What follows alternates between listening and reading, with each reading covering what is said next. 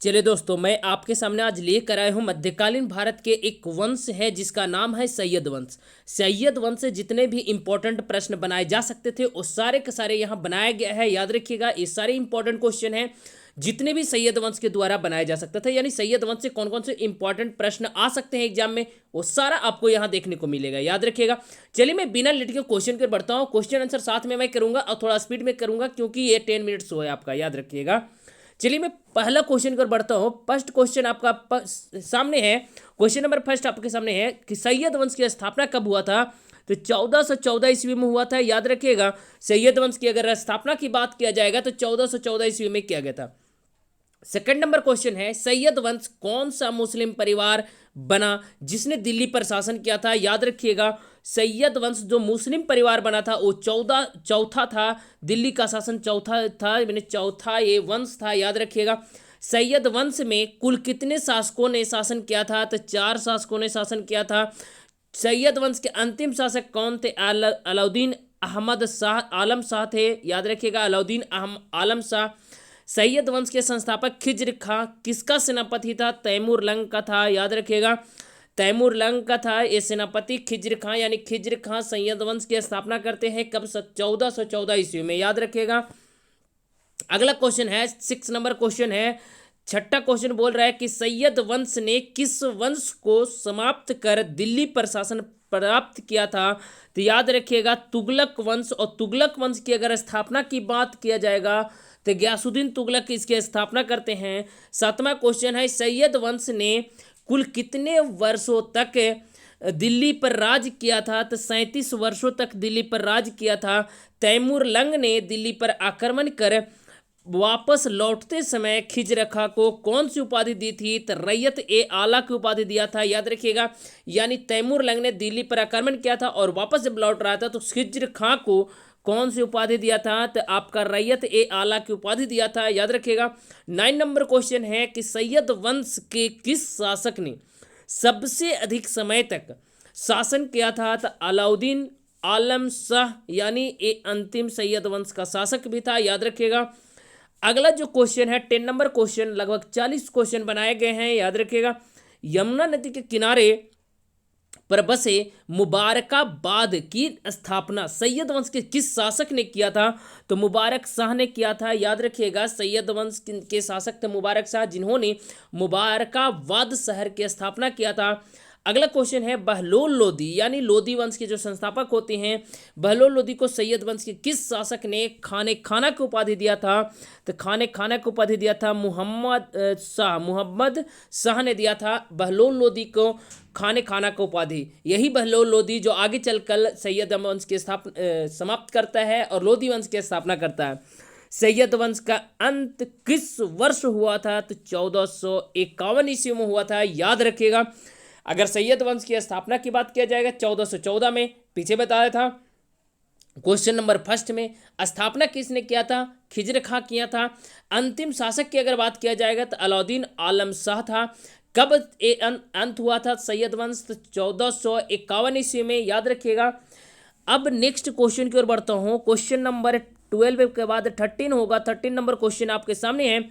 सैयद वंश के बारे में जानकारी हम अहमद ऐतिहासिक पुस्तक तारिख ए मुबारक शाही को लिखने के कार्य आहिया बिन अहमद ने की किस शासक के शासन काल में किया था। तो मुबारक शाह के शासन काल में किया था। याद रखिएगा, किस सैयद वंशी शासक के शासन काल में भटिंडा तथा दोबाब में विद्रोह हुआ था। तो मुबारक शाह के समय ही हुआ था। भटिंडा और दोबाब वाले क्षेत्र में क्या हुआ आपका, ये पंजाब के क्षेत्र वाले की बात किया जा रहा है। यहाँ पे मुबारक शाह के समय क्या होता है, विद्रोह होता है। सैयद वंश ने कुल कितने वर्ष शासन किया। तो 36 वर्ष तक। याद रखिएगा, यानी 1414 में स्थापना और 1451 में इसकी अंत हो जाती है। खिज्र खां की मृत्यु की अगर बात किया जाएगा तो 1421 ईस्वी में, स्थापना 1414 में, यानी 7 साल तक शासन करता है। अगला क्वेश्चन है, सैयद वंश का अंतिम शासक कौन था। तो अलाउद्दीन आलम शाह था। पीछे भी बताया था, रिपीट कर गया है क्वेश्चन। अगला क्वेश्चन है 18 नंबर क्वेश्चन, आहिया बिन अहमद सरहिंदी ने किस पुस्तक की रचना की थी तारिक ए मुबारक शाही? आहिया बिन अहमद सरहिंदी ने तारिक ए मुबारक शाही की रचना किया था। सरहिंदी आहिया बिन अहमद सरहिंदी ने, याद रखिएगा। सैयद वंश की समाप्ति के बाद दिल्ली पर कौन नए वंश की स्थापना होती है? तो लोधी वंश की, जो बहलोल लोधी था, जिसे खाने खाना की उपाधि भी दिया गया था मुबारक शाह के द्वारा। सैयद वंश का संस्थापक कौन था? तो खिज्र खां था। रिपीट किया क्वेश्चन है। खिज्र खां की मृत्यु के बाद उसका पुत्र सिंहासन पर बैठा। उसका पुत्र का नाम क्या था? मुबाकर शाह नाम था। मुबारक शाह नाम था, याद रखिएगा। सुल्तान के स्थान पर खिज्र खां ने कौन सी उपाधि धारण किया था? तो रैयत ए आला की, क्योंकि तैमूर लंग ने इसे उपाधि देकर गया था। रैयत ए आला की उपाधि दिया था, इसलिए इन्होंने रैयत ए आला की उपाधि धारण करके शासन करता है, याद रखिएगा, ना कि सुल्तान के धारण करके। खिज्र खां को सर्वप्रथम फिरोज शाह ने कहाँ पर सूबेदार नियुक्त किया था? तब मुल्तान का सूबेदार नियुक्त किया था, याद रखिएगा। कहाँ किया था? तब सूबेदार नियुक्त किया था। तब फिरोज शाह को मुल्तान का क्या किया गया? फिरोज शाह ने खिज्र खां को मुल्तान का सूबेदार नियुक्त किया था।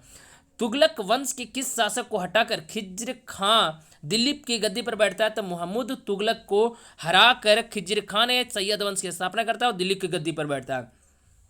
मुबारक शाह ने किस नए नगर के निर्माण करवाया था? तो मुबारकाबाद नगर की स्थापना किया था। आहिया बिन अहमद सरहिंदी ने दरबार में आश्रय पाया था मुबारक शाह के समय, याद रखिएगा। अगला क्वेश्चन है 27 नंबर। सैयद वंश के संस्थापक कौन था? तो खिज्र खां था। खिज्र खां कब दिल्ली की गद्दी पर बैठा? 1414 ईस्वी में दिल्ली की गद्दी पर बैठा था, याद रखिएगा, महमूद तुगलक को हराकर। तुगलक वंश के शासक था। कौन मुल्तान सुल्तान की उपाधि का धारण करने के अपने आप को रहते आला रैयत ए आला की उपाधि धारण किया था? यानी कहने का मतलब यहाँ पे नहीं लिखा है सही से, रैयत ए आला की उपाधि धारण किया था। तो खिज्र खां। खिज्र खां का किसका सेनापति था? तैमूर लंग का था, याद रखिएगा। तैमूर लंग ने खिज्र खां को कहाँ का शासक नियुक्त किया था? भारत लौटते समय तैमूर लंग को खिज्र खां ने मुल्तान और लाहौर और वह दीपालपुर का शासक नियुक्त किया था। खिज्र खां किसके पुत्र को नियमित रूप से कर भेजा करता था? तैमूर के पुत्र, यानी तैमूर लंग के जो पुत्र था सौरुख, उसे भेजा करता था। 32 नंबर क्वेश्चन है आपका। 33 नंबर क्वेश्चन। खिज्र खां के समय दिल्ली की हालत कैसी थी? तो खिज्र खां के समय दिल्ली की अगर हालत की बात किया जाएगा, बहुत ही खराब थी। यहाँ सारे सिक्के समाप्त हो चुके थे। खिज्र खां के समय खुतबा किसके नाम का पढ़ा जाता था? तो खिज्र खां के समय खुतबा तैमूर के नाम से पढ़ा जाता था, यानी तैमूर लंग के नाम से पढ़ा जाता था।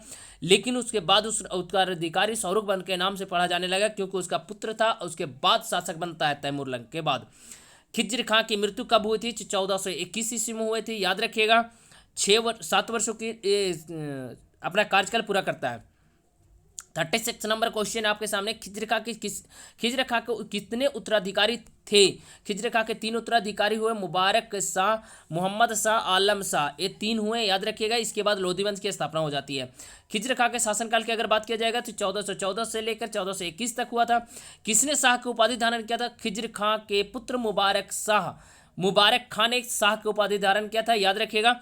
अगला क्वेश्चन है आपका 38 नंबर। आहिया बिन सरहिंदी को किस शाह का संरक्षण प्राप्त था? मुबारक शाह का। आहिया बिन सरहिंदी इसके दरबार में रहते थे, याद रखिएगा। ये इतिहासकार थे। कौन सी पुस्तक सैयद वंश के समय विषय में जानकारी मिलती है? तारिक एक मुबारक शाही, जिसके जो लेखक थे आहिया बिन अहमद सरहिंदी ही थे, जो मुबारक शाह के दरबार में रहा करते थे।